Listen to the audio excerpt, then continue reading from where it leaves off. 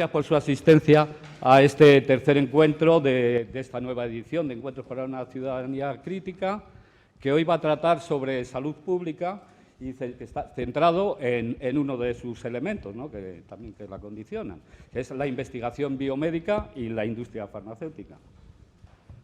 Para desarrollar este tema, contamos con la iniciativa de la ONG Salud por Derecho, que ha producido la película documental Investigación médica, Houston, tenemos un problema, con el subtítulo de El documental que no quieren que veas. Evidentemente, por la carga de denuncia de la desigualdad en el acceso a la salud y las falacias que lo sustentan. Está dirigida por el director de cine y documentalista Álvaro Toezque y está impecablemente ejecutada. Álvaro Toezque también es conocido por su compromiso por las luchas a favor de la justicia. Por ejemplo, en este año ha participado en la segunda flotilla de la Libertad, ¿no?, con destino a las costas de la Franja de Gaza. Que ha sido, bueno, esta película ha sido estrenada este año, en abril de 2015, o sea que es una película de actualidad, que, bueno, de que aparte de que ahora vamos a disfrutar de ella, pues también está disponible en la web para acceso libre para todo el mundo y se encarece la difusión. También tenemos la satisfacción de contar con la presencia de doña Vanessa López García. Ella, bueno, de formación es licenciada en Psicología y es máster en Cooperación para el Desarrollo. Es cofundadora de la ONG Salud por Derecho y en la actualidad ejerce como directora ejecutiva. Y ella misma, luego, a continuación, más que hablar yo de la ONG Salud por Derecho, pues parece que es más pertinente y más verdad que lo cuente ella, que lo sabe bien porque lo ha gestado. Asimismo, también ha tenido la voluntad y el esfuerzo de asistir don Rafael Correa Rocha, es investigador en el terreno de la inmunología, con el gran campo de la inmunología, ¿no?, es un tema importantísimo, que, bueno, luego ya si quieres ella hablábamos o nos cuenta el desarrollo de su actividad, si parece de interés o de las actividades de la propia ONG. Evidentemente, él conoce de primera mano el mundo de la investigación en profundidad y todas las circunstancias que hay alrededor, científicas, financieras, de pertinencia de los estudios, todas las circunstancias que condicionan y todo lo que hay alrededor de la investigación. También ha sido generoso o curioso y ha asistido don Manuel Rodríguez, que es el presidente del patronato de la Fundación. Pues nada más que muchas gracias a ustedes y, bueno, ¿por qué no?, a ellos y a la ONG Salud por Derecho. Ahora vamos a pasar a ver la película, luego habrá un coloquio y también me encarecen que recuerde que el próximo encuentro va a ser el miércoles 18 de noviembre, no los jueves como habitualmente, sino el miércoles, con la intervención de don Carlos Sánchez Mato, que es concejal del Ayuntamiento de Madrid por la candidatura Ahora Madrid, y hablará, pues, fundamentalmente de los temas financieros de la administración municipal. También me ha encarecido Óscar que recuerde que estas son actividades autogestionadas, autofinanciadas, por lo que se sustentan, como saben, pues con la colaboración de todos para la lucha final. Pues muchas gracias y pasamos a ver la película.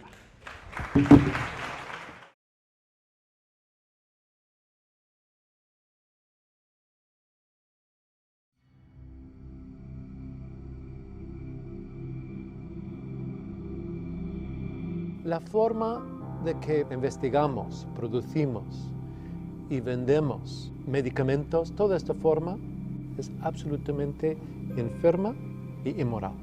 Es brutalmente erróneo, es inhumano, es seguramente altamente no ético y en muchos casos sería ilegal. Creo que existe una indignación natural cuando ves que el modelo de innovación no está dando respuesta a la mayoría de los problemas de salud. Que el modelo actual fracasó, que el modelo actual no está dando medicamentos para la población mundial.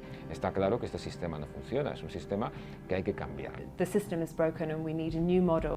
A mí, como investigador, el sistema me parece frustrante. It's a pathetic way to organize things. Funciona muy deficientemente. No está funcionando muy bien. The innovation system is not working. It's totally dysfunctional. That's very dangerous for public health. It was a morally repugnant way to think about it. It's kind of crazy. It's really crazy.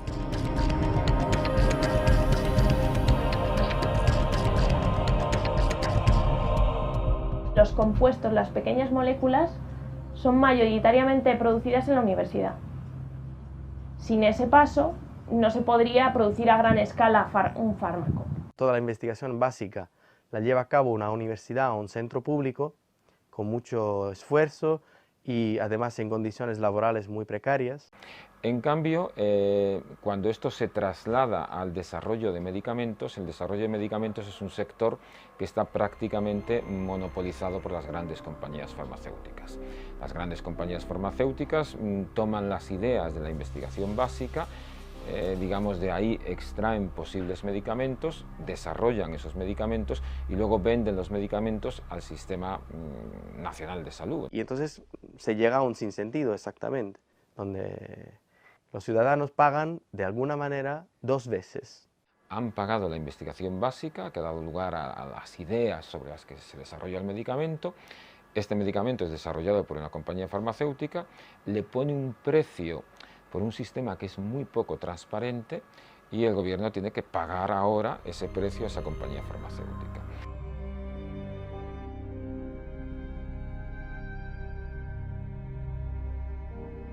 En una palabra, se socializan los costes de la innovación y se privatizan los beneficios. Es una falacia decir que el precio de los medicamentos cubre los costes de innovación. Hay muchos intermediarios, hay muchas cosas entre medias, que ellos ganan mucha financiación y que nosotros seguimos sin ganar nada, porque lo hacemos de forma gratuita y altruista, porque ganamos nuestro salario, que nos paga en este caso a mí el hospital, por hacer una labor asistencial y además, bueno, pues me permite hacer investigación. Entonces te encuentras como decir, esto tendría que cambiar de alguna forma, pero como investigador, como persona que trabaja en un centro, no tienes la capacidad de hacerlo. Yo creo que esto es una parte más de política que no de persona y que se dedica a la investigación. O sea, es un sistema en el que entras que tú no sabes cómo frenarlo. ¿Estás en el sistema o estás fuera del sistema? Globally, you're spending over $1 trillion on drugs, and less than 8% of that is spent on research and development. And of the 8% that's spent on research and development, probably half of it's spent on things that are not very important medically. You have money that's chalked up for R&D, which is spent primarily for marketing purposes. And so if you're getting about 4 cents on the dollar at best over the overall system right now to pay for R&D, that's pretty wasteful. El sistema actual de investigación y desarrollo de productos biomédicos de diagnóstico y desarrollo es, yo diría, extremadamente erróneo. The heart of the problem is that the whole way in which the R&D system is set up is based on how much money are you going to make when you reach the market, you finish developing the drug and you reach the market. And so the incentives are not necessarily aligned with public health interests. There are two big weaknesses of the current system. The first is that the prices of medicines that are developed are often too high, and we don't have any kind of global system to ensure that medicines are affordable to people who need them. La OMS dice en varios documentos oficiales que por lo menos un tercio de la población mundial no tiene acceso regular a los medicamentos. Y esto es totalmente inadmisible porque la capacidad de producción instalada a nivel mundial existe. En Francia es un delito no atención a una persona que esté en peligro. Yo creo que en lo que es acceso de medicamentos estamos en eso. Yo no sé a quién va a ser juzgado algún día, si será un gobierno o la OMS o la industria farmacéutica, pero está poniendo gente por falta de medicamentos que existiría la capacidad financiera y la capacidad tecnológica para producirlos. Wait, you got a system right now where you develop a really useful cancer drug and then you give it to like, what, 10% of the patients worldwide that might need it. I mean, what's the point of that? Bayer had a cancer drug, Nexavar, which they were selling to 200 patients in India, a country of, what, 1.2 billion people. I mean, how could you justify 200 patients for a liver cancer drug in India, a country that big? And that's because their mindset was they just wanted to sell it to really high-income people, Northern Europe, North America, Japan, that kind of thing. It was a weird way of thinking about a cancer drug. It was really an immoral way to think about it. It was a morally repugnant way to think about it. You're faced with high prices, and those high price barriers can be a matter of life or death when people are making decisions about rationing which patient gets access, which one does not. No one thought about the price of medicines until now. Suddenly we need to pay medicines out of pocket, and that creates the price. Like, why are these medicines so expensive? And then quite quickly you come to like, how did we get to build an R&D system that delivers medicines that are unaffordable? And I think that's been the new thing, like the last couple of years, and that I think is changing the debate from that access and innovation crisis is a problem of the poor in poor countries towards, hey, wait a minute, this is actually also applicable for us.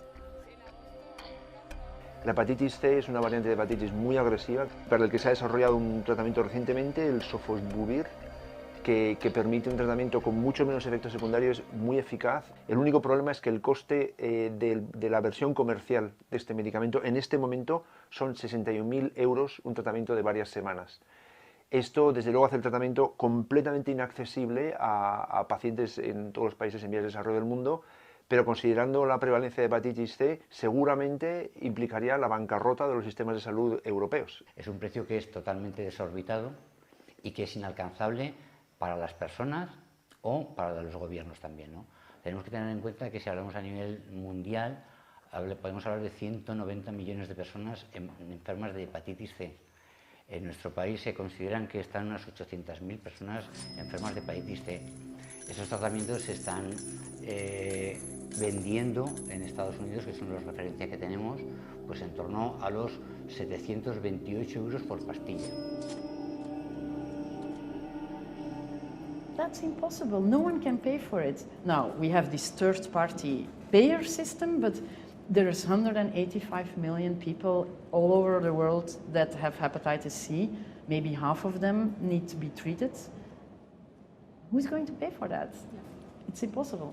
Se calcula que van a ganar entre 15 y 20.000 millones de dólares este año con la venta del Sovaldi. La información más chocante es que el coste de producción de ese tratamiento son unos $250.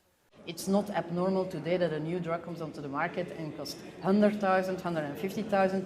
So who can access those drugs? Only those people that live in a health system, that work with a health system that pays for that.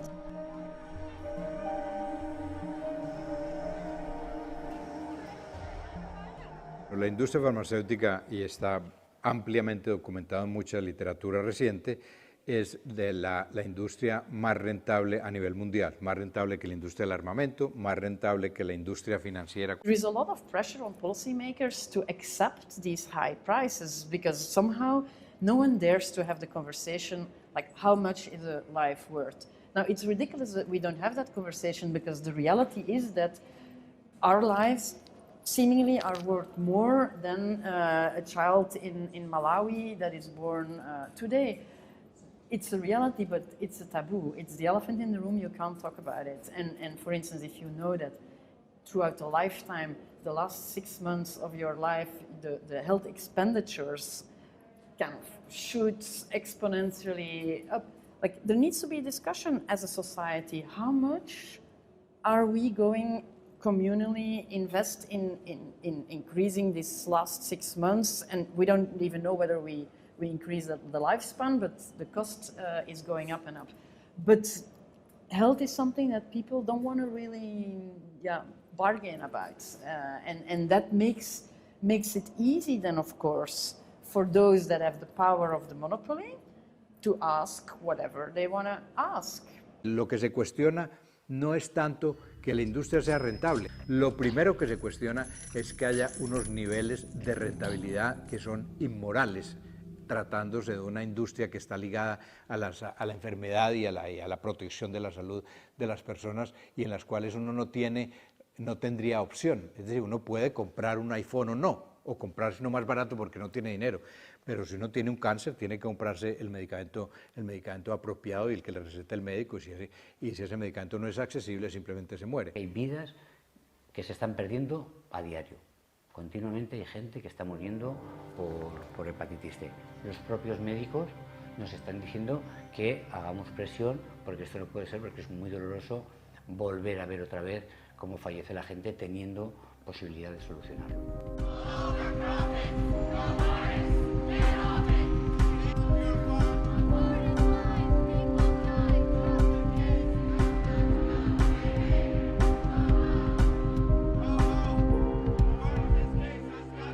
The company doesn't care if your wife dies or your child dies. I mean, they're okay with that. I mean, what they really want to know is just what set of harsh consequences will persuade someone else to pay a high amount of money for the product. And so you have a system where people are deliberately excluded from treatment.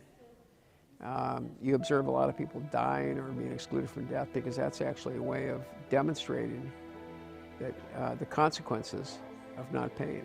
It's a pathetic way to organize things. Todo lo que está regulado por el mercado se convierte en un bien de comercio. Es una commodity, como dirían en inglés. Entonces, se tratan de la misma manera, ya sean, por ejemplo, tejidos humanos o medicamentos o bienes alimentarios.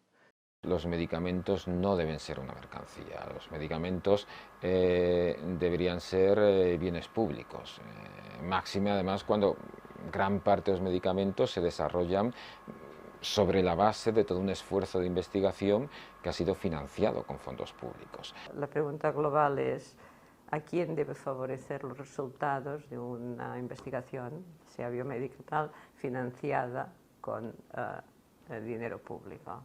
Para mí esto está claro, es decir, debe favorecer a toda la población, igual que los resultados publicados de una investigación hechas con dinero público tienen que ser de acceso abierto a todos los investigadores. The second issue is, of course, that the efforts of scientists are not targeted towards the diseases that only affect the poor, the so-called neglected diseases.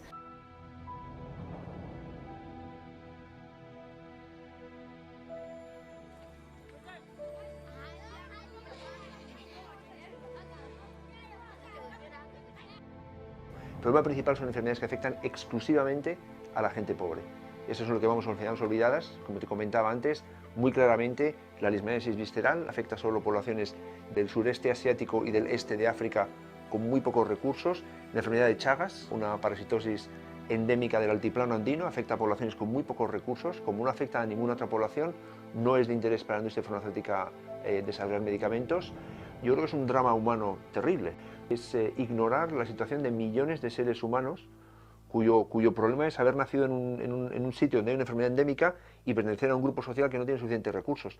So of course, all population affected are totally outside of this market, are not receiving any attention from the private partners. And unfortunately, the public sector has not put in place mechanism to compensate this lack of investment. So the best definition of the neglect today is an economical definition. La enfermedad del sueño es otro ejemplo espectacular de enfermedad que afecta solo a comunidades muy pobres de zonas rurales de la sabana del centro y este de África. Es muy definido, muy definido.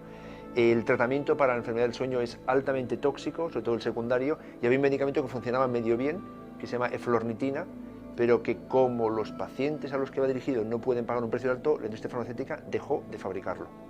Porque total, para tratar 10.000 pacientes al año de una enfermedad, gente que no puede pagárselo, los dejamos que se mueran sin ese tratamiento básicamente.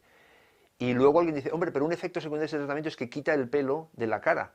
Ah, pues para eso sí vale la pena fabricarlo. Como para eso sí voy a tener un beneficio financiero, para eso sí vale la pena fabricarlo. Y es chocante, porque tampoco no es un analgésico, un producto que ayuda a mejorar la calidad de vida, es un producto que ayuda a salvar vidas por una enfermedad con una mortalidad altísima. Y la industria farmacéutica decidió dejar de fabricarlo.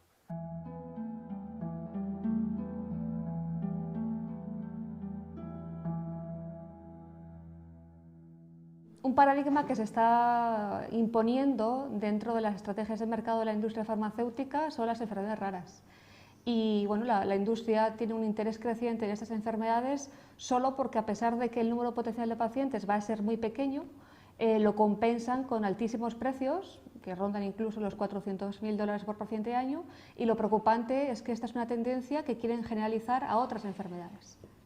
Son una necesidad médica muy importante porque hay muchísimas enfermedades raras, se habla de miles de enfermedades raras, y aunque cada una de ellas afecta a un número pequeño de personas, en su conjunto es un número muy importante. Sí, ahora todo el mundo está pendiente del ébola, lo vemos en los medios, y la gente se inquieta por qué magnitud puede adquirir esta enfermedad. Pero el ébola es una enfermedad que se conoce hace muchos años. La diferencia es que solo afectaba a pequeñas poblaciones en África, quizás morían cientos de personas, pero como no salía de ese nicho, no ha habido un interés por desarrollar la investigación, no ha habido un interés por desarrollar vacunas o medicamentos frente a la enfermedad. Solo es ahora, cuando ha ocurrido una epidemia de mayor magnitud, cuando la gente empieza a interesarse por el tema. Y esto es un claro ejemplo de cómo la investigación biomédica puede estar supeditada a los intereses económicos. A la industria le interesa mucho más producir medicamentos para tratar y no para curar. Porque cuando uno tiene un medicamento para tratar y para tratar toda la vida, pues mantiene el cliente. Y si se trata de un negocio y la industria es negocio, uno mantiene el cliente de la hipertensión, tómeselo por el resto de la vida, el colesterol, tómalo el resto de la vida. Un antibiótico te lo tomas 4 días y se curó, y perdí el cliente. Entonces los antibióticos se están acabando y se están acabando muchos medicamentos que curarían la industria. Hoy en día el 80% de los medicamentos son medicamentos para tratar y algunas veces solo para tratar el síntoma, ni siquiera la enfermedad. Cuando yo digo que el sistema de desarrollo de medicamentos no funciona, a lo que me refiero es que a la cantidad de dinero que se invierte no se produce luego un descubrimiento y un desarrollo de medicamentos realmente innovadores. The majority of the drugs that are being developed today are not responding to any medical needs. They are either slightly different versions of medicines that we already have, but for which there is a great market opportunity, often even medicines for conditions that are not really diseases. Incentiva sobre todo las innovaciones de poco calado, es decir, lo que en algunos casos se le dice me toos o follow-ons, que son como medicamentos similares o seguidores. I think it's true that more and more now we realize that it's not only for the diseases of the poorest of the poor that we don't have R&D that has been recognized a long time ago. The fatal imbalance of more than 10 years ago has documented that. But I think that more and more there is a realization that it's actually overall not working. The industry is not investing, and because we're overwhelmingly at the moment reliant on the industry to make decisions about what is the priority, what are the medical priorities, we're leaving that basically completely up to industry, and industry is not prioritising research and development for new classes of antibiotic. If they did, we'd have them. Los antibióticos generan resistencias, todos los medicamentos de enfermedades infecciosas generan resistencia. ¿Qué ocurre? Las patentes duran 20 años, pero un antibiótico dura menos, porque las resistencias lo hacen más pequeño.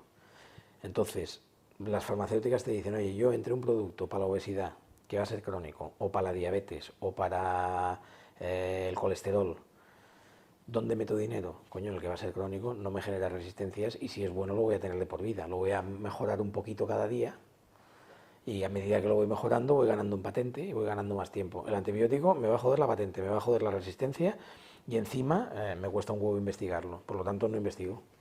I think antibiotics is something that the whole world is waking up to. Just this week, David Cameron, the UK Prime Minister, came out saying we're risking going back to the dark ages where simple infections that we've been able to treat simply will become untreatable. So this is a problem. The antibiotic crisis is a problem affecting absolutely every country, everywhere in the world. La situación de los antibióticos es tan crítica que vamos a ver muertes en los quirófanos que hasta ahora no se producían. Porque no se investiga. Entonces, claro, aquí ¿quién tiene responsabilidad para cambiar esto? ¿Las farmacéuticas? Oiga, yo no. Si a mí me ponen un mecanismo por el cual la investigación se financia, yo encantado de producir. Pero si no tengo mecanismos de financiación, ¿yo qué voy a hacer? ¿Me voy a la calvicie o o a la obesidad o a lo que me dé pasta de manera continuada. I'm absolutely convinced that this is not a problem that science can't solve. It's a problem that our investment decisions are choosing not to solve. La patente se generó hace muchísimas décadas como una forma de remunerar el esfuerzo de una empresa o de un inventor, entonces de un individuo o de un colectivo que han invertido mucho tiempo, mucho dinero en el desarrollo de un producto y para que pudiesen a lo largo de los siguientes 20 años recuperar la inversión hecha en los años anteriores. Pero esto se desarrolló en un momento en que acceder al conocimiento era extremadamente difícil, en que la colaboración científica no era tan eficaz como es hoy, donde había menos recursos invertidos en investigación y desarrollo por parte de las entidades públicas del Estado, entonces en condiciones muy distintas a las en que se desarrolla hoy la investigación biomédica. Esto hay que tenerlo en cuenta. Entonces, lo que a lo mejor tenía su sentido hace 100 años, puede que no tenga el mismo sentido hoy en día. Yo creo que hay que estudiar alternativas al sistema de patentes. Yo creo que es muy importante estar al tanto de toda la ola de conocimiento compartido que viene. Las patentes en muchos casos suponen un obstáculo para la investigación. No se está patentando simplemente un nuevo producto, que sería lo lógico, se está patentando trozos de conocimiento. Esto ralentiza. En lugar de facilitar, eso ralentiza el sistema de innovación. A nosotros los investigadores, para concedernos contratos, concedernos financiación, nos valoran por las publicaciones que hacemos, que realizamos, y por las patentes, los productos que patentamos. Es decir, no se busca realmente el resolver enfermedades o el buscar el objetivo final, que es reportar un beneficio al paciente, sino que se busca publicar y patentar. Y eso puede impedir precisamente que se llegue al final de la cadena de la investigación, es decir, que realmente los esfuerzos que se han hecho desde un principio realmente reviertan en un beneficio para los pacientes. El fallo muy claro es que se pueda utilizar para parar la posibilidad de un nuevo producto. Esto es lo que se llaman patentes defensivas, que es cuando una empresa tiene un producto y para que no salgan otras empresas haciendo productos similares, investiga productos, moléculas similares a la que ya tiene y entonces simplemente lo que hace es no utilizar la patente ni dejar que lo utilicen otros, ¿no? Esto sería un poco una corrupción legal, es perfectamente legal, pero es un poco una corrupción o una perversión del sistema de patentes. En el año 2012, México otorgó 2.500 patentes para productos farmacéuticos. En el mismo año del 2012, las autoridades de propiedad intelectual de la Argentina otorgaron 54 patentes. ¿Qué son las 2.000 y pico de patentes de México? Es evergreening.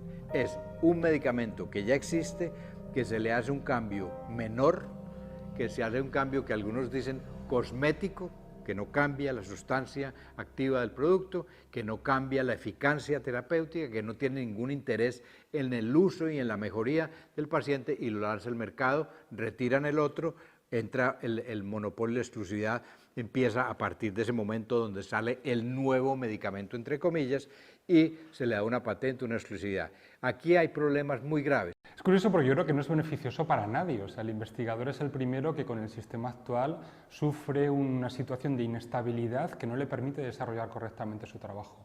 Y no solo eso, sino que además este sistema cortoplacista, podríamos decir, favorece que los proyectos se queden a medias y que no se llegue hasta el final. But there are also problems that pertain to the system as a whole and that affect all countries. The first is a problem of how efficient is the system and the problem of secrecy. Basically, a lot of the secrecy around research and development actually leads to much slower progress. So we have to find ways of making the R&D process more efficient and more rapid, and that is in the interest of everybody.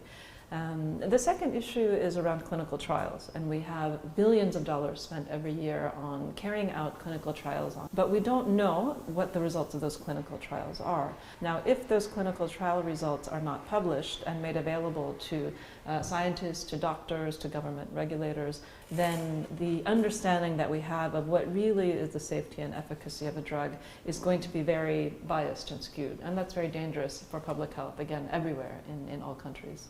Hay también una necesidad de mayor transparencia en los costes. Hay una necesidad de compartir mejor la información de base y hacerlo en redes abiertas de forma que se eviten duplicaciones, porque hay mucho dinero invertido en investigación que luego se duplica, y ese es dinero perdido a fin de cuentas. Incluso para tomar decisiones públicas es importante saber dónde hay que incidir y dónde hay que apoyar para que este derecho a la salud que tenemos todos realmente sea universal y sea realmente accesible a todo el mundo. Por tanto, esta es la cuestión. Transparencia. La producción de medicamentos y los cuidados de salud ha entrado completamente en la dinámica del alto impacto financiero y la alta ganancia. Los accionistas esperan que la industria farmacéutica les dé un gran rendimiento inmediato y el interés del beneficiario final está completamente fuera de la imagen. Y yo creo que va a llegar un momento en que tenemos que plantearnos las cuestiones como un problema ético. No solo, yo acostumbro decir que el problema es el de la filosofía del modelo, pero hay un problema ético también.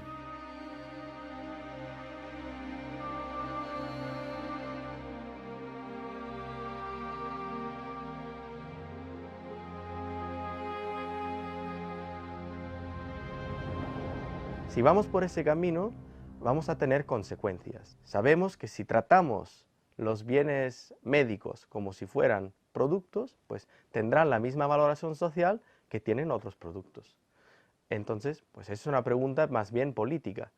¿Qué es lo que queremos hacer con el conocimiento ligado a la biomedicina? De momento lo que se contesta es, queremos que sea un bien más a poner en el mercado para aumentar el crecimiento económico. Lo que el investigador dice, pues como se ha podido ir demostrando a lo largo del tiempo, a la sociedad le puede importar, pero a la política pues hemos visto que importa poco en general.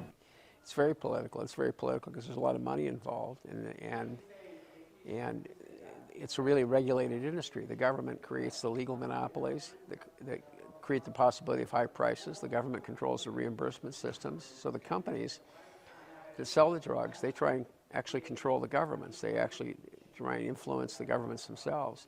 They have an interest in not just obeying the rules, but actually writing the rules themselves. That's part of the problem. So they've sort of captured the system of intellectual property. They've captured the system of reimbursements.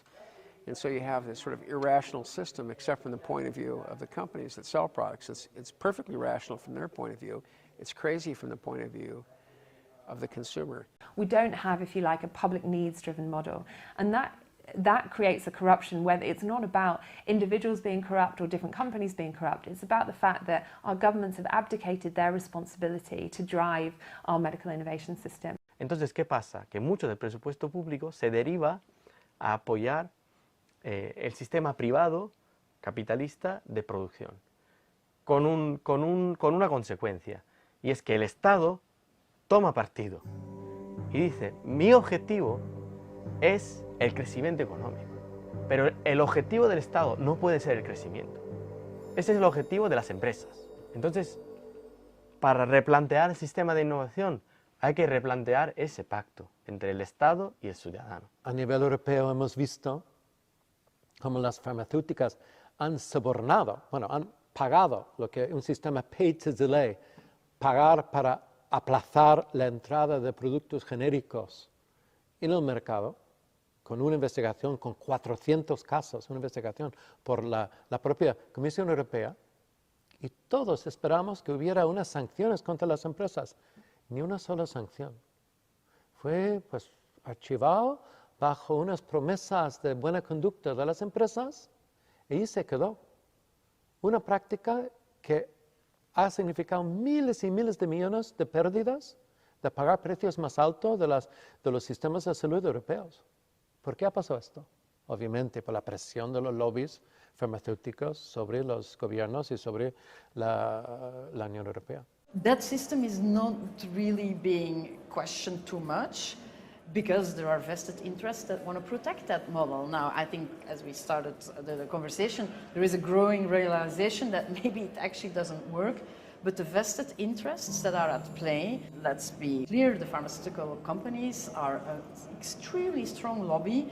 They are in many, many policy discussions where these policies, whether it's intellectual property rights, whether it's the regulatory authorities, the pricing and all these things where those policies are being discussed, they are everywhere. Companies have too much influence on the British government, on the US government, on the French government, etc. So I think that it's true, the governments have been weak and they have not protected the citizens, they haven't protected their own patients, their own people. What they really have done is really protected the owners of the companies or the shareholders of the company. Es absolutamente impresionante que en pleno siglo XXI, en un documento oficial de la OMS, los Estados Unidos se opongan a poner una frase que diga busquemos métodos alternativos posibles. El problema inicial no es la falta de conocimiento, el primer problema es la falta de intención y de entender, de clarividencia al comprender cuál es la sustancia del problema. Y después, si los políticos y los líderes de diferentes instituciones comprendieran que es pervertido, distorsionado y absurdo que los cuidados de salud de la mayor parte de la población del mundo sean un sector de productividad dirigido solo por el beneficio financiero, que es ridículo, entonces podrían empezar a preguntarse cuáles son los instrumentos que yo podría utilizar y de qué manera puedo intervenir. Pero si no tienes la clarividencia ni la intención, los instrumentos claro que no los conocen, es que hasta ahora no les han interesado.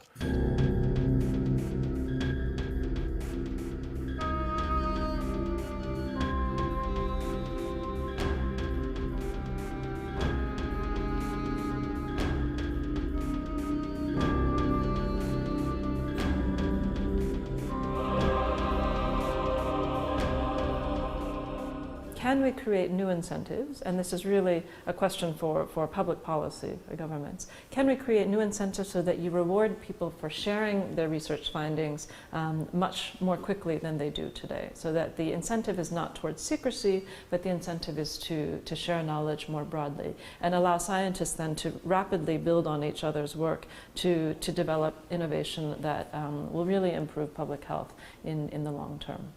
There's just a lot of problems in the current system that are overlooked because people think there's no alternative. And I think the important thing is to get people to focus not just on what the flaws are, but what are the alternatives to the current system.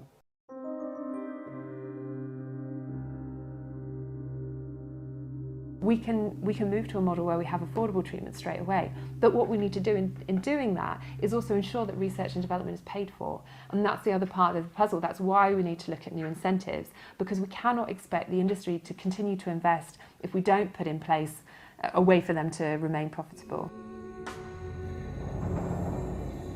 Un plan ideal sería que hubiera una coordinación internacional. ¿Por qué?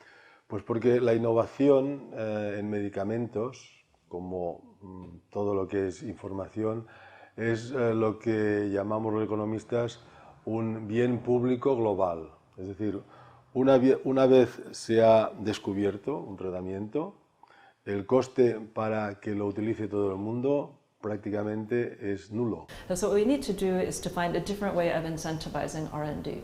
I think most people would agree that we want more research and development, we want more innovation, we want faster innovation, we want innovation that's better for health and achieves better health outcomes. But in order to do that, I think what we need to do is create one system purely for research and development, and then a completely different system for manufacturing and selling drugs.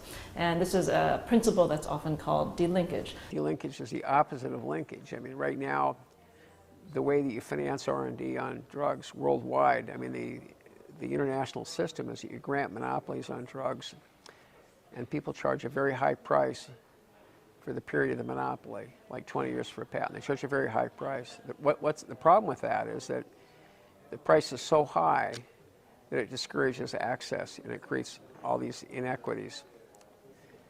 So delinkage is the idea that the drugs will be like generics, they'll all be cheap. Yo creo que es muy importante divulgar, difundir que existen modelos alternativos y es muy importante que se difunda entre los investigadores, que vean que no tienen una única opción, que es vender una licencia exclusiva a una gran compañía farmacéutica, sino que existen otras opciones. De las soluciones actuales, una de las que más se ha hablado es la capacidad de promover un tratado internacional de investigación y desarrollo. Puede ser una solución, no para todo, puede ser una solución para alguna parte de lo que hasta ahora no está funcionando. Habría tres componentes, se podría decir, fundamentales de un posible tratado. Primero, una cotización obligatoria de todos los países miembros de la OMS para crear un fondo global gigantesco de varios miles de millones de dólares con los cuales se investigue, crear un fondo público para no tener que patentar las medicinas, las nuevas medicinas. Lo segundo sería que se cree de que la agenda de investigación se defina por razones estrictamente de salud pública y no por razones financieras. Y el tercero sería una coordinación de las distintas entidades, empresas o gobiernos haciendo investigación en el mundo entero, porque hoy en día se está despilfarrando sumas gigantescas en la medida en que todos están investigando en el mismo medicamento para ver quién sale primero y todo el mundo investiga hoy sobre cáncer, todo el mundo investigado sobre diabetes y otras enfermedades. Yeah, the basic idea is that we need to put back the responsibility for investment decisions with governments and collective action by governments, and not just abdicate that responsibility and leave it purely to companies to make these decisions. Because we know that when we do that, we have these terrible gaps and we have these high prices that are costing lives.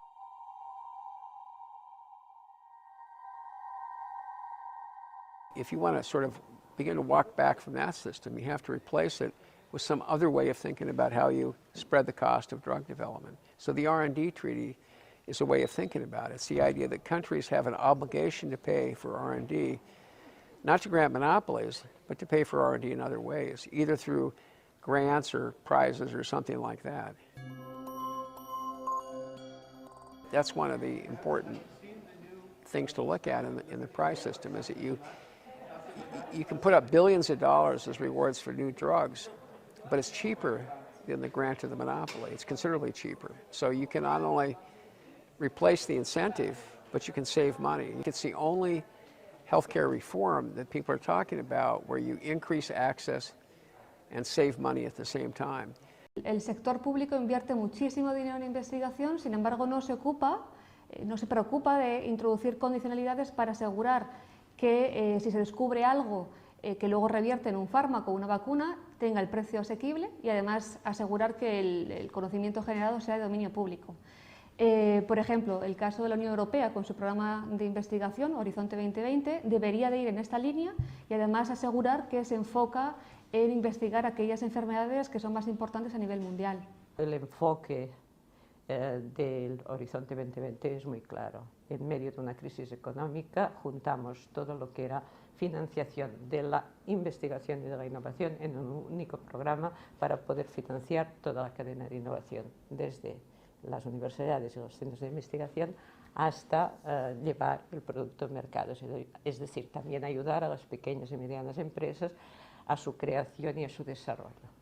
Hay un partenariado público-privado, esto es una asociación entre el sector público y privado para conseguir un fin común, que es la Iniciativa por los Medicamentos Innovadores, IMI, que es enorme, es el más importante que hay de este estilo en toda Europa, tiene un presupuesto grandioso.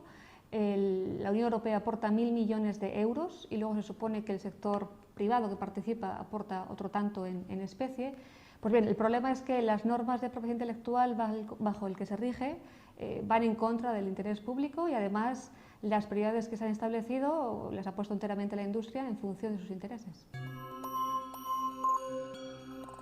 So is it possible to actually fund R&D differently? And fortunately, after about 10 years of what I would call experimentation, we've seen that it is possible, and we do in fact have examples where it's worked.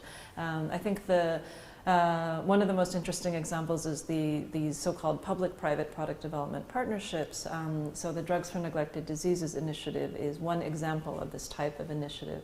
I'm managing drug for neglected disease initiative is one of this model. It's what we call a product development partnership. So it's a group that try to bring together partners from the public sector and from the private sector to develop new drugs for very neglected diseases. Basically, it's a non-profit organization, and its mission is to develop drugs that will be affordable and effective for some of the poorest people in the world.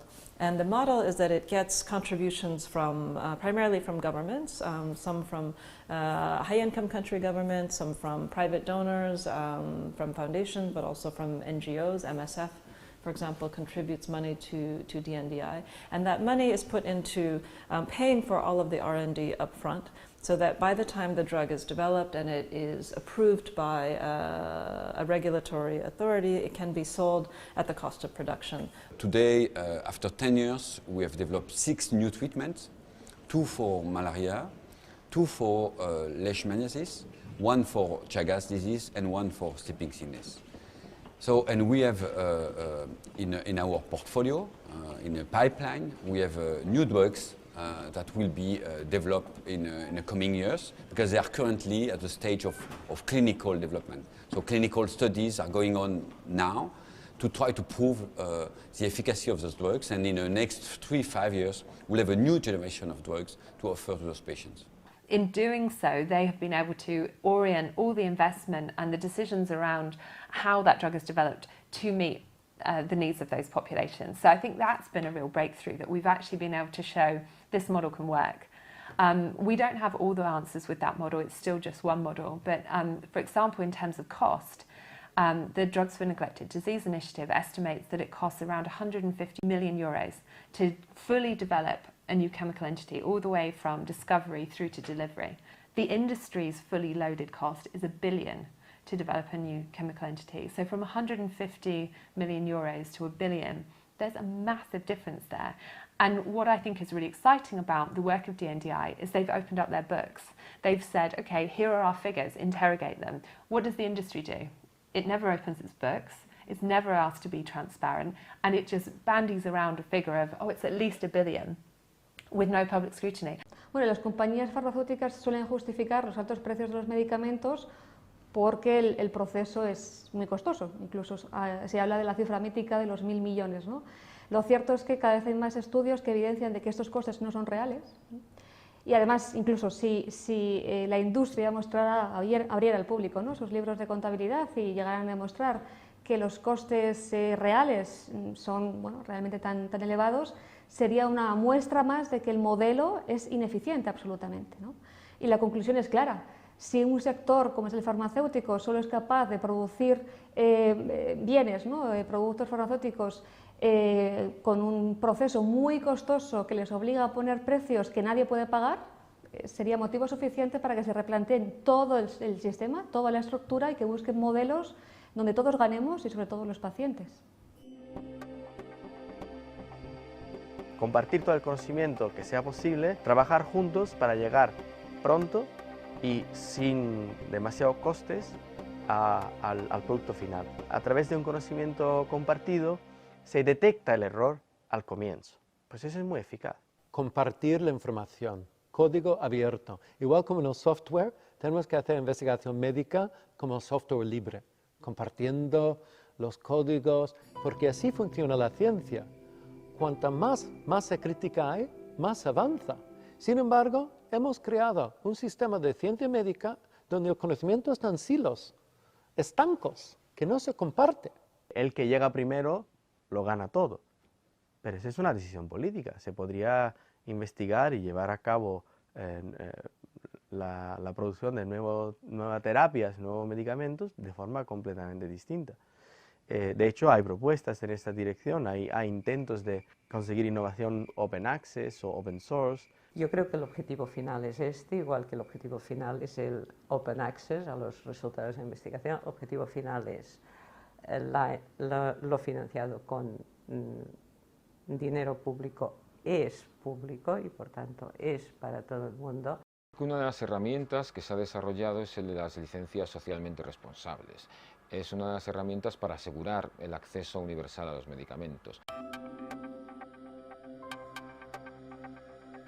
Cuando una universidad ha desarrollado un producto que puede convertirse en un medicamento y puede exigir a la compañía farmacéutica una serie de condiciones, y entre ellas puede, y yo creo que debe, exigir que este medicamento, si tiene éxito, pues que se asegure su acceso universal. If we don't change, it's because we don't care about the people that are excluded. It's because we're not willing to be smarter about how we pay for innovation. It means somebody's benefiting from the stupidity, somebody's benefiting from the old system, and they're powerful. The people that benefit from the current system don't want it to change. Las empresas no quieren abrir esta caja de los truenos porque supongo que piensan, si se ve que esto funciona bien, se nos acaba un modelo de negocio. Vamos a tener que hacer una transformación y que haya un control, y esto es un poco herégico decirlo hoy en día, hablar de más control del Estado y público al sector privado, pero el sector público va a tener que tomar las riendas de este asunto y va a tener que reorganizar y ver cómo se hace la investigación y el desarrollo de productos farmacéuticos, de tal manera que la industria pueda ser, en alguna manera, una industria al servicio de la salud pública antes que una industria al servicio de los intereses financieros de los accionistas. I think our governments have not figured out how to address this problem in a long-term sustainable way. And it is really in everybody's interest to identify not only more efficient ways of doing R&D, but other ways of ensuring access even in the richest countries in the world. And I think we are heading towards a real breaking point on this issue and a real crisis. So perhaps some new momentum will build around how we can fix very much what is a broken R&D system. Se consiguiera el llegar a unos acuerdos, a unos consensos a nivel internacional sobre el sistema de la ciencia, yo estoy convencido de que muchas de las enfermedades que ahora sufrimos, ya sean los países desarrollados como los subdesarrollados, tendrían cura.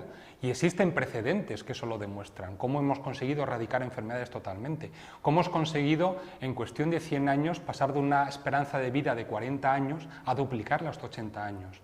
O sea, si explotamos la capacidad tecnológica que tenemos ahora, los medios y el conocimiento que tenemos ahora, no me cabe duda de que se podrían hacer muchísimas más cosas si esos esfuerzos se hacen de manera más coordinada y de manera mucho más eficaz. It's not something we can leave to philanthropy. It's not something we can leave to the largesse of a few donors or even a few companies who have enough money to maybe give us a little bit off the side. This is something that requires all governments to act collectively. Aquí lo que está faltando claramente es que al poder de la industria farmacéutica buscando el beneficio financiero haya un contrapoder legítimo y oficial de los gobiernos y las instituciones públicas oficiales, que tienen como objetivo principal el proteger a la ciudadanía, y en este caso están dejándolo caer completamente. Yo creo que las campañas de movilizaciones tenemos que empezar a dirigirlas mucho más a las instituciones públicas y enfrentarles con esto. Bueno, nosotros creemos que hay que partir de un principio, y es que los gobiernos tienen que asegurar que se desarrollan los fármacos que la población necesita. Lo que pedimos a la gente crítica es que entren en todo proceso de investigación o proceso académico, la cuestión de propiedad intelectual, el conocimiento.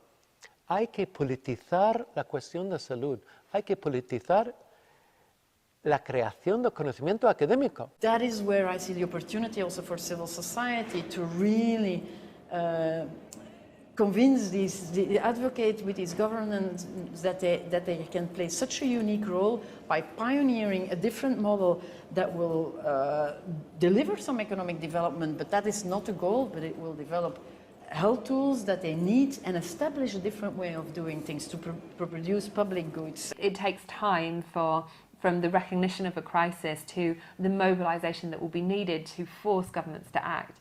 And unfortunately, it is always forcing governments to act that's needed. We have many ideas. We not just have to do it and learn by doing what works and what doesn't work. I think we've talked a lot already about all these theoretical solutions. Let's move. Es una revolución democrática de que ponemos las cuestiones de la salud por delante las cuestiones económicas de las multinacionales. It is a revolution. It's a really important revolution. Es necesario un cambio radical. Hay que cambiar las reglas del juego y poner a las personas por delante de los beneficios económicos. Y no solo es posible, sino que empieza a ser necesario que lo hagamos ya.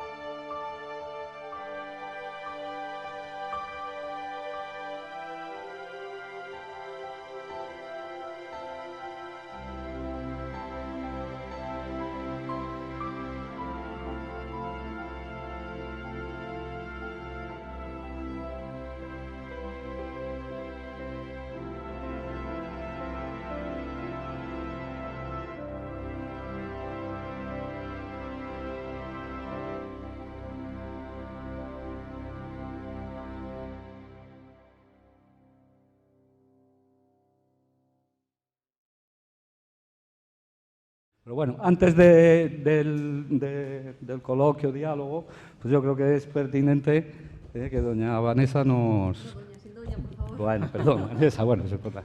Que Vanessa que nos hable de eso, de los objetivos, fines, metodología y todos los ámbitos de actuación de la ONG Salud por Derecho, que solo el nombre parece que ya lo contiene, ¿verdad? Gracias. Son los dos, ¿no? Bueno, pues muchísimas... ¿Sí? ¿Se me oye? Es mejor. Bueno, muchas gracias a todos y todas por estar hoy aquí y muchas gracias a los realizadores por invitarnos a, bueno, pues a mostrar una parte del trabajo que hacemos, pero sobre todo a traer este debate y esa temática aquí, ¿no? Que es el leitmotiv de Salud por Derecho, que bueno, pues somos una ONG dedicada a defender globalmente el derecho a la salud. Hacemos incidencia política, movilización social, sensibilización, es decir, no tenemos trabajo en el terreno, nuestro trabajo es político, ¿no? Desde la sociedad civil. Y bueno, pues tenemos varios objetivos en nuestra agenda. Uno es la lucha contra el VIH-Sida. Trabajamos para conseguir que haya acceso universal a la prevención, tratamiento y cuidados para el VIH y contribuir a que se pueda acabar con la epidemia bueno, pues cuanto antes mejor. Defendemos también el que exista un paquete, asegurar que todo el mundo tenga acceso a un paquete básico de servicios de salud al menos, ¿no? En los países más pobres. Trabajamos por asegurar el acceso a los medicamentos, que es lo que nos trae hoy aquí.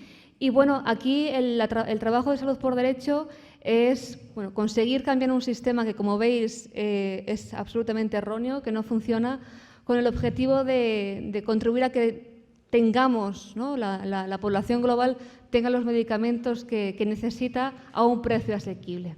Entonces, bueno, lo que hacemos es este proyecto, por ejemplo, de este documental. Hacemos un proyecto que se llama Catalytic, que lo que hacemos es trabajar con la comunidad científica. De ahí conocimos, más o menos, ¿no? De ahí conocimos a Rafa y otros científicos que están en el documental, porque creemos que los científicos, los investigadores, son una parte importantísima de la solución, ¿no? Son los actores, unos actores básicos, ¿no? de este problema. Entonces, creemos que si conocen qué es lo que está pasando y cómo se puede resolver, pueden ser parte de este movimiento que creemos que estamos intentando crear.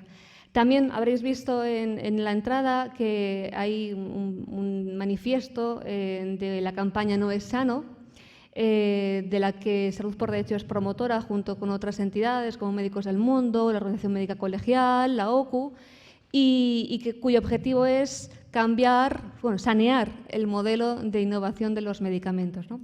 Y bueno, no me extiendo más, simplemente un poco para tener el contexto, deciros que somos una entidad pequeña, que nacimos hace ya unos 10 años, aquí tenéis a Manolo, que es el presidente y también cofundador, que creamos la organización, un grupo de compañeros que nos conocimos en un máster de cooperación al desarrollo. Nuestro primer punto de partida fue la lucha contra el SIDA, luego vimos que la batalla era mucho más grande.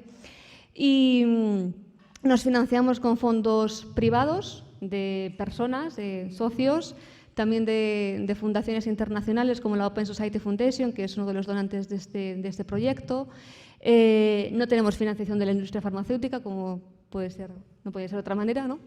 Y bueno, pues hasta aquí un poco la presentación nuestra. Bueno, si quieren realizar alguna pregunta.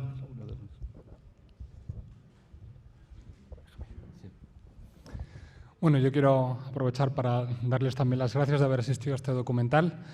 Un poco como comentaba Vanessa, yo soy investigador, me dedico a la investigación, dirijo un grupo en Madrid y como comentaba ella, pues los investigadores son uno de los actores de este problema. Es cierto que aunque nuestra profesión es más bien vocacional y no nos hacemos investigadores con un afán de ganar un gran salario, sobre todo en este país que se valora bastante poco la investigación, es cierto que, que hay de todo, que habrá gente que se moverá por unos intereses económicos o no, pero que aparte de los investigadores, que es uno de los actores, el otro actor es la ciudadanía. O sea, al fin y al cabo los investigadores nos movemos un poco por la normativa que existe en investigación, por pelearnos por esos pocos fondos que dan de investigación y por intentar alcanzar los objetivos que se nos pide desde el Gobierno o desde la Administración.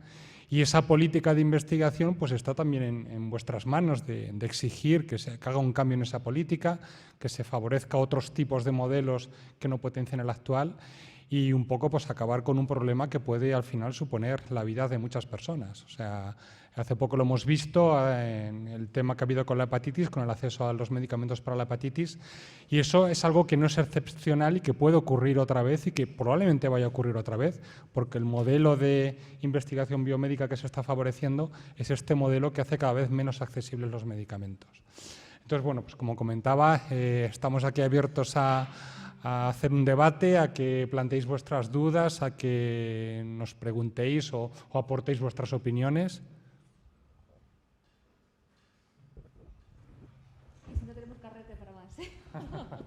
Bueno, yo quiero primero felicitaros por el documental. Me parece genial que esto se ponga sobre la mesa y se pueda hablar y ojalá que no solo estudiamos la ciudadanía, que importante es, sino que también estudian otros estamentos, ¿no?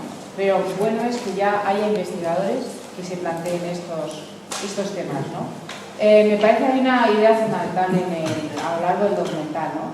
Es amoral que haya unos criterios financieros para algo tan importante como la salud, ¿no? Que sean unos criterios financieros lo que definan qué es lo que se va a investigar y qué es lo que se va a investigar, ¿no? La otra pata fundamental es la fortaleza extraordinaria que tienen, el poder extraordinario que tienen los laboratorios, ¿no?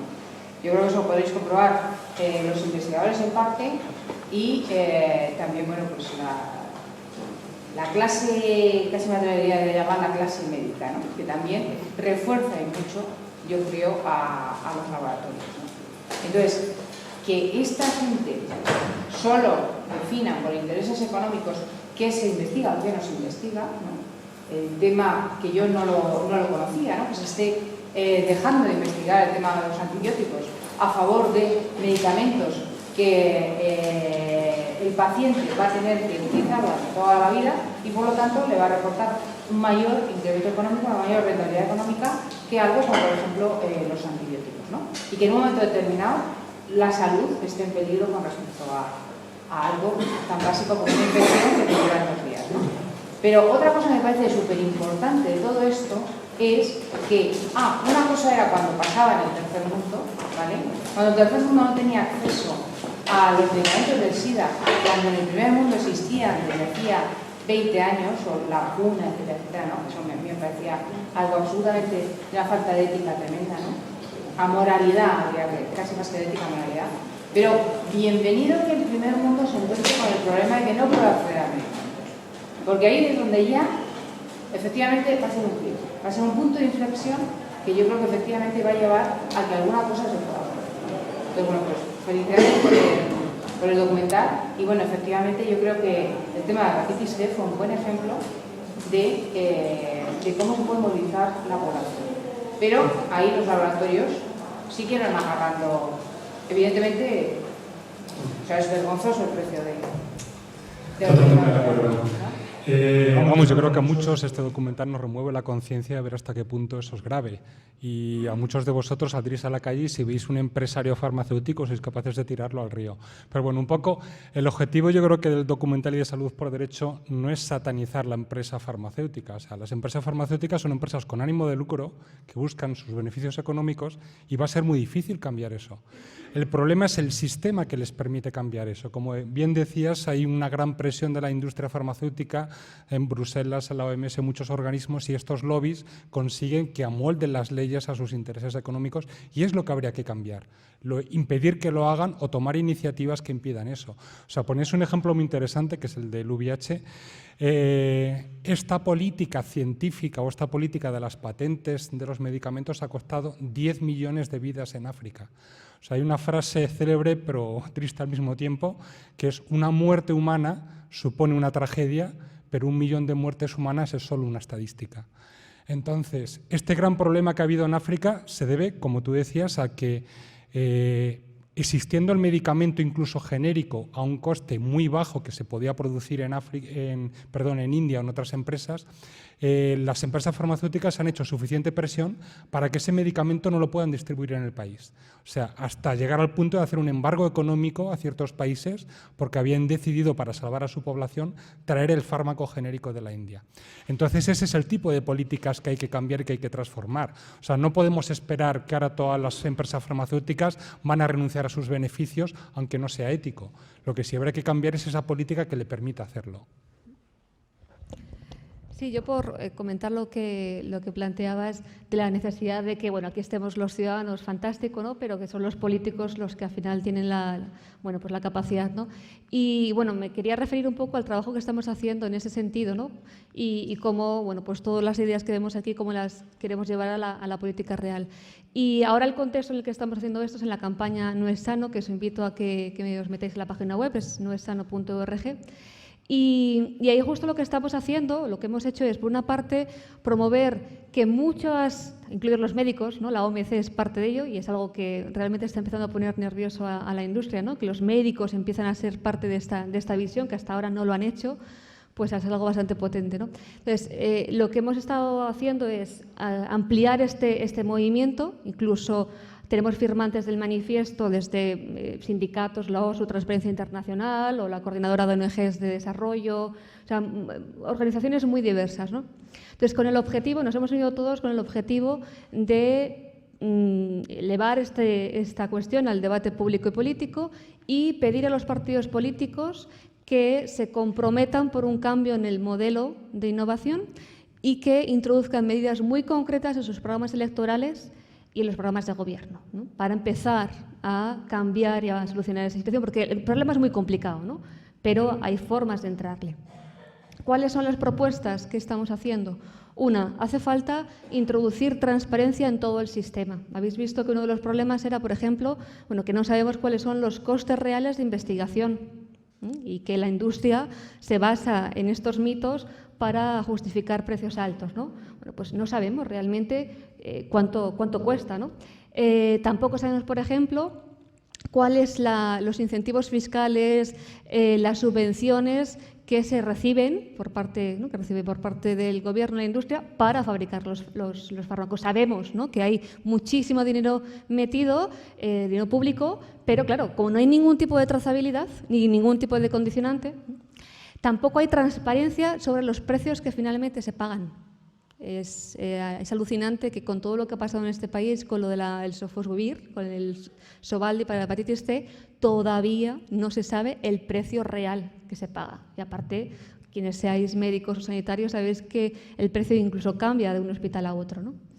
Entonces, hay un problema de transparencia brutal desde el principio de la cadena hasta el final, ¿no? Y todo eso está haciendo que se perpetúe el sistema. Segundo lugar, segunda solución, propuesta, que se introduzcan criterios de interés público condicionantes en las inversiones públicas en investigación. ¿Para qué? Bueno, pues para que si se desarrolla un producto, el precio final sea asequible. Es decir, por ejemplo, de nuevo vuelvo al fármaco del Sofosbuvir. Ese fármaco fue desarrollado gracias a mucho dinero en las universidades, una de Reino Unido, que no recuerdo el nombre ahora mismo, y otra de la Universidad de Emory en Estados Unidos. Bueno, el precio que hay es absolutamente libre y puesto por quien luego compró esta molécula, ¿no? y la posterior empresa biotecnológica que la desarrolló hasta ciertas etapas. Entonces, tampoco hay, por ejemplo, criterios de interés público sobre cómo manejar la propiedad intelectual, que como sabemos está, ¿no?, en la base del problema, o de quién es una innovación. Entonces, lo que estamos pidiendo es que por lo menos metamos estos criterios de interés público. Yo lo contaba también en el documental con este programa tan grande de la Unión Europea, donde estamos poniendo dinero a mansalva, pero la agenda de investigación está puesta por la industria farmacéutica, las reglas sobre el acceso a los resultados de investigación son absolutamente diferentes a los que decía la eurodiputada, es decir, no se comparte ningún tipo de conocimiento, no hay ningún tipo de criterio de interés público en la propiedad intelectual, es decir. Y luego, en tercer lugar, lo que estamos proponiendo es que el Gobierno, las instituciones de investigación creen iniciativas, promuevan iniciativas de investigación que estén basadas en modelos alternativos, no basadas en las patentes como piedra angular del sistema, ¿no? Y bueno, esto creemos que son medidas muy concretas que pueden empezar a cambiar las cosas, ¿no? Pero al fin y al cabo lo que creemos que hay que hacer es crear, vamos a decir, como un sistema paralelo, ¿no?, para ciertas enfermedades. A mí no me importa que la industria farmacéutica siga desarrollando Viagras, ¿no?, pero sabemos que para el SIDA, la hepatitis, para el cáncer hace falta un modelo diferente, ¿no? Entonces habrá quizás crear un modelo paralelo donde el sector público ponga dinero para investigar y que luego se desarrollen con los criterios que estamos diciendo, ¿no? Es muy complejo, pero bueno, digamos que tenemos claros cuáles son los principios, ¿no? La cuestión es sentarse, que haya voluntad política y cambiar un sistema que es arbitrario y que hemos creado nosotros, ¿no?, que no viene de la naturaleza. Bueno. Bueno, como periodista, pues bueno, siempre buscamos, ¿no?, un poco los datos, ¿no?, los fríos datos. Personalmente creo que, bueno, por una persona que muere y pueda ser salvada, pues es una situación grave. Vemos que en el mundo miles de millones, diríamos, de personas, ¿no?, que mueren cada año y pueden ser salvadas. Pero quería saber si tenéis algún tipo de cálculo, ¿no?, de cuántas personas en España, bueno, pues pueden ser salvadas y mueren porque, bueno, no son rentables esos cuidados, esos medicamentos, y también cuánto dinero más o menos se puede llegar a invertir en cosas como la lucha contra la calvicie o las cremas antiarrugas, cosas de estas. Quería saber un poquito esos datos si tenéis algún tipo de cálculo. Yo no tengo esos datos, no sé si algunos existirán, o sea, seguramente las inversiones que se hacen en ciertas áreas, ¿no?, de la ciencia, sí, yo no tengo esos datos.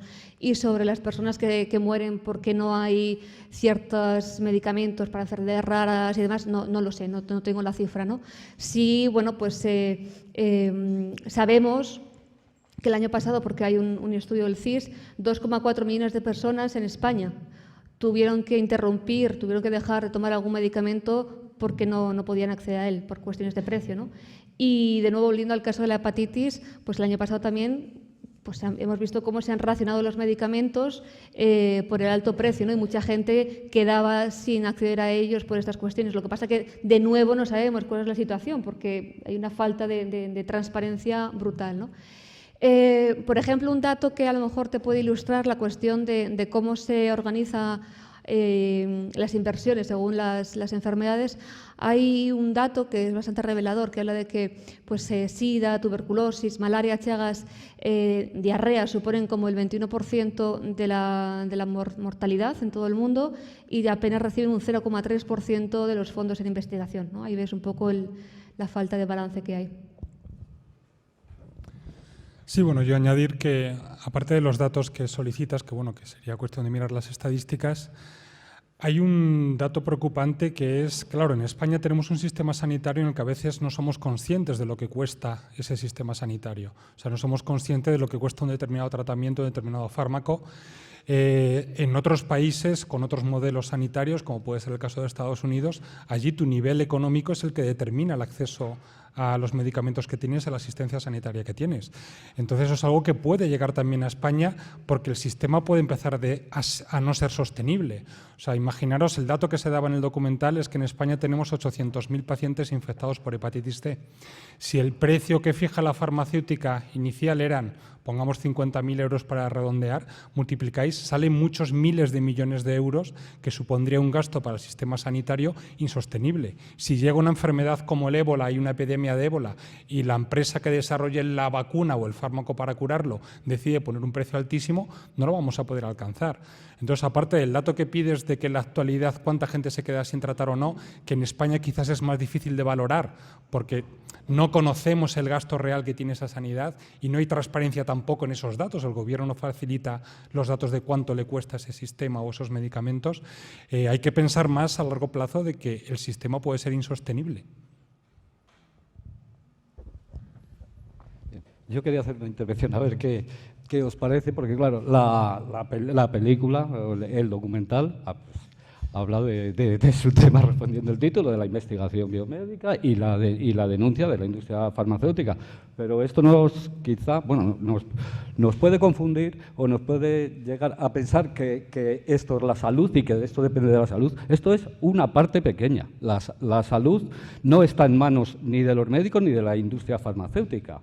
Pienso que la salud está en manos de las sociedades y de su organización social y los poderes. Así pues decimos, la primera causa, venimos diciendo ya desde hace mucho tiempo, que la primera causa de muerte en el mundo es no disponer de agua potable, la diarrea. Eso no tiene nada que ver con la industria farmacéutica. Luego otra cosa es que los lobbies, los grupos financieros, los grupos de poder lo quieran dirigir aquí y que toda la política sanitaria se ponga en manos de los grupos financieros, no eso, que a lo mejor la salud de las poblaciones depende a lo mejor más de la ingeniería que de la industria farmacéutica o de las luchas fundamentalmente contra la desigualdad. Eso es una opinión. Si permites. Sí, yo siempre ese tema sale en todas las debates que hacemos con esta película, porque efectivamente, a ver, aquí estamos dando una visión muy pequeña, ¿no?, del asunto. La sanidad, la salud hoy en día está excesivamente medicalizada y la investigación está demasiado orientada a la búsqueda de productos farmacéuticos. O sea, eso vaya por descontado. Lo que pasa, bueno, no lo contamos porque si no tendremos que hacer una declaración de principios demasiado grande, ¿no?, por no hablar de determinantes sociales de la salud y demás, ¿no? Eso por supuesto.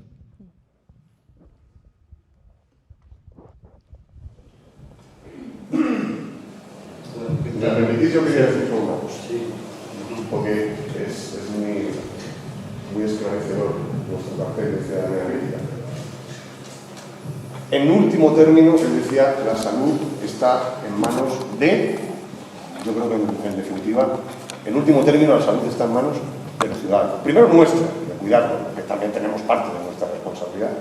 Y segundo, en lo que seamos capaces de presionar a nuestros gobiernos para que satisfagan las necesidades.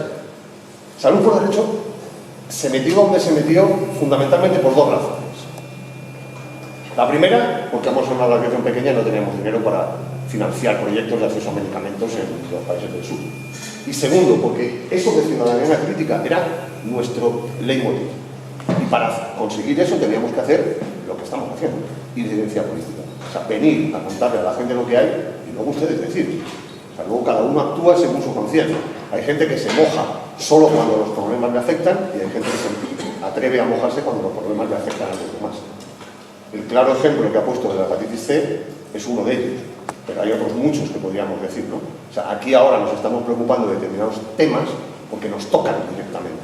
¿Por qué se apoya más y hay más movilización social con el cáncer? A mí me parece fantástico. Porque todos, la mayoría de nosotros conocemos a alguien que está afectado por eso, un familiar directo, un amigo, el amigo de un amigo, pero es algo que nos toca muy de cerca, ¿no? Y el ver las enfermedades del sueño o de la dismaniosis o de no sé qué, nos parece como muy lejano, o sea, parece que eso nunca nos va a tocar, ¿no? Y lo que decía Rafa ahora, queríamos que nunca nos iba a tocar el ébola y nos tocó. Entonces no estamos libres de eso, y entonces lo que tenemos que tener es pensar un poco a largo plazo, lo que decía la Rafa. Esto, ahora mismo hay cosas que no nos están pasando, pero nos pueden llegar a pasar. Y eso es lo importante. Pero muchas de esas decisiones las tienen que tomar los políticos. La voluntad política es fundamental. Muchas veces nosotros lo repetimos, no es problema de recursos, es problema de voluntad, de dónde aplican los recursos los responsables políticos.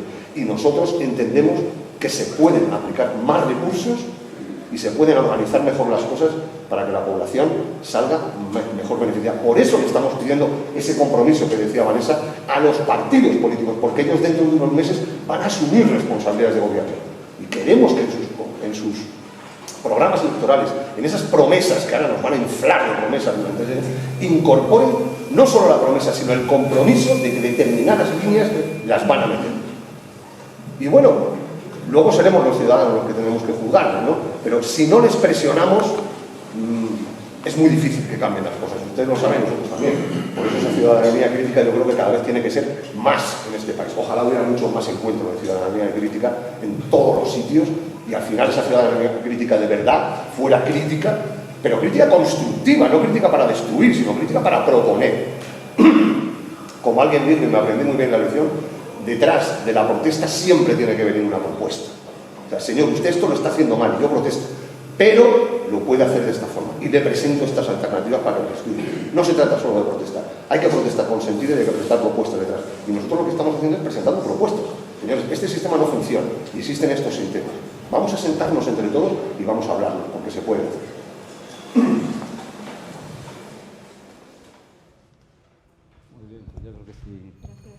Sí, que sí, si no hay ninguna intervención, ya está, toca el timbre, que se acaba la clase.